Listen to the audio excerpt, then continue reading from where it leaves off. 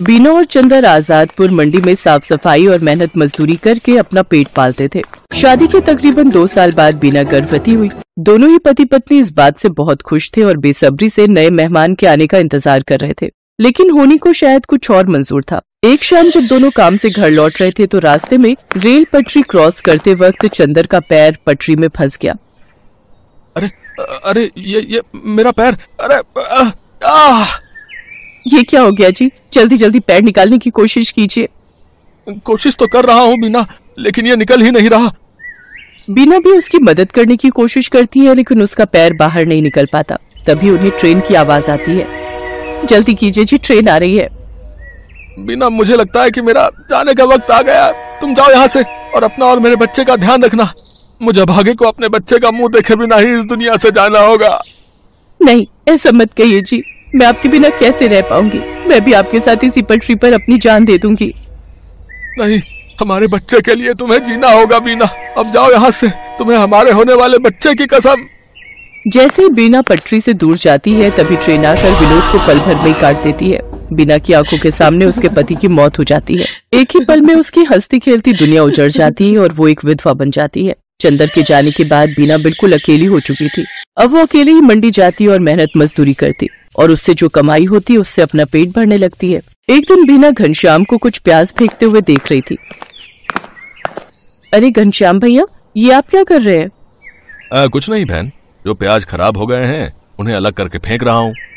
भैया, अगर आपको कोई प्रॉब्लम ना हो तो जो प्याज आप फेंक रहे हो वो आप मुझे दे दो, वो मुझ गरीब के काम आ जाएंगे। लेकिन बीना बहन, इन आधे सड़े गले प्याजों का आखिर तुम क्या करोगी? वो मैं आपको बाद में बताऊंगी। फिलहाल आप ये खराब प्याज मुझे दे दीजिए। ठीक है बहन, ले जाओ। वैसे भी ये मेरे किसी काम के नहीं। इसके बाद बीना उन खराब प्याजों को एक थैले में भर लेती है और शाम को अपने साथ घर ले आती है और उसमें से थोड़े ठीक प्याजों को अलग करके रख लेती है और जिनकी हालत ज्यादा ही खराब थी उन्हें अपने घर के बाहर बनी क्यारी में बो देती है। अगले दिन सुबह काम पर जाने से पहले बीना साफ छाटे हुए प्याजों को काटकर आटे में मिलाती है और साथ ही नमक, हरी मिर्च और अजवाइन डालकर उस आटे को गूंथ लेती है। खुद नाश्ता करके वो कुछ पराठे घनश्याम के लिए भी पैक करके ले जाती है। ये लो घनश्याम भैया, आपसे जो कल प्याज लेकर गई थी उनसे मैंने प्याज के पराठे बनाए हैं, जरा आप भी चख कर देखो। रोज दाल चावल खाकर आप बोर हो गए होंगे ना? बीना बहन, हम गरीबों के नसीब में तो दाल चावल और सूखी रोटी ही होती है, भला उससे भी क्या नाराज होना। अच्छा लाओ, तुम इतने प्यार से प्याज के पराठे बनाकर लाई हो तो खाकर देखता हूँ। घनश्याम को बीना के हाथ के बने प्याज के पराठे बहुत पसंद आते हैं। ऐसे ही कुछ समय बीत जाता है। बीना को अब 7वां महीना लग गया था, जिस वजह से वो मजदूरी नहीं कर पा रही थी, जिस वजह से उसके घर खाने पीने की तंगी हो गई थी। ऐसे ही एक रोज जब वो खाना बनाने जाती है तो देखती है कि राशन के सभी डिब्बे खाली हैं।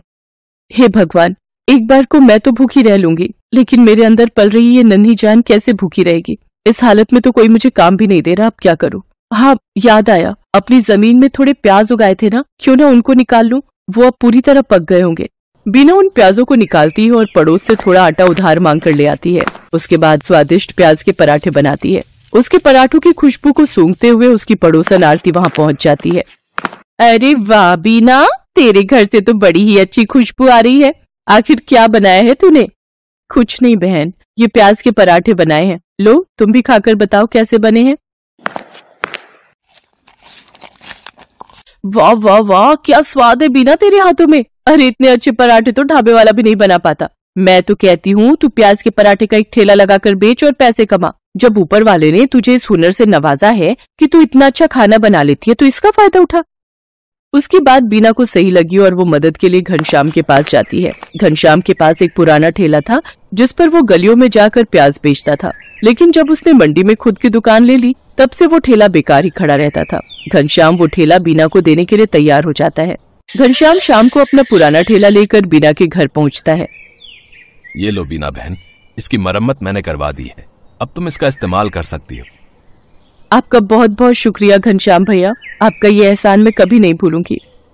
अगले दिन सुबह जल्दी उठकर बीना सारी तैयारी कर लेती है और मंडी में जाकर अपने प्याज के पराठों का ठेला लगा लेती है। लेकिन काफी देर तक जब कोई ग्राहक नहीं आता तो वो सोचती है, हे भगवान, दिन ढलने को आ गया लेकिन अभी तक एक भी ग्राहक नहीं आया। अगर ऐसे ही चलता रहा तो मैं अपने होने वाले बच्चे को क्या खिलाऊंगी? लगता है अब बिजनेस चलाने के लिए कोई तरकीब लगानी होगी। एक काम करती हूँ, कम दाम करके बेचती हूँ। एक बार मेरे पराठों का स्वाद सबकी जुबान पर चढ़ गया तो वो कहीं और जा ही नहीं पाएगा। इतना सोचकर बीना आधे दाम में प्याज के पराठे बेचने लगती है। कम दाम में बहुत सारे लोग बीना के पराठे खाने लगे। कुछ दिन बीना ने सबको कम दाम पर ही पराठे बेचे, लेकिन फिर जब उसके ग्राहक बढ़ गए तो उसने रेट बढ़ा दिए। लेकिन तब तक वो पूरी मंडी में प्याज के पराठों वाली के नाम से मशहूर हो चुकी थी। कुछ ही दिनों में उसकी अच्छी खासी कमाई होने लगी थी। वो भगवान के आगे हाथ जोड़कर बोलती है, हे भगवान, तेरी कृपा से और कुछ अच्छे लोगों की मदद से मेरा काम बहुत अच्छा चल पड़ा है और मैं अच्छी खासी कमाई कर लेती हूँ। बस मुझ पर ऐसी अपनी कृपा दृष्टि रखना ताकि मैं अपने बच्चे को एक अच्छी जिंदगी दे सकूं। कुछ ही दिनों में बीना खुद का ढाबा खोल लेती है। अब उसकी खूब अच्छी कमाई होने लगी थी। उसका काम और बढ़ गया था, इसलिए उसने अपनी मदद के लिए 2 लाचार औरतों को रख लिया था। बीना की डिलीवरी का समय भी आ गया और उसने एक बेटे को जन्म दिया। महीने भर का रेस्ट लेने के बाद वो वापस काम पर जाने लगी और अपने साथ अपने बच्चे को भी ले जाती। अब वो काम संभालने के साथ साथ अपने बच्चे की भी अच्छी परवरिश करने लगी और खुशी खुशी उसके साथ रहने लगी।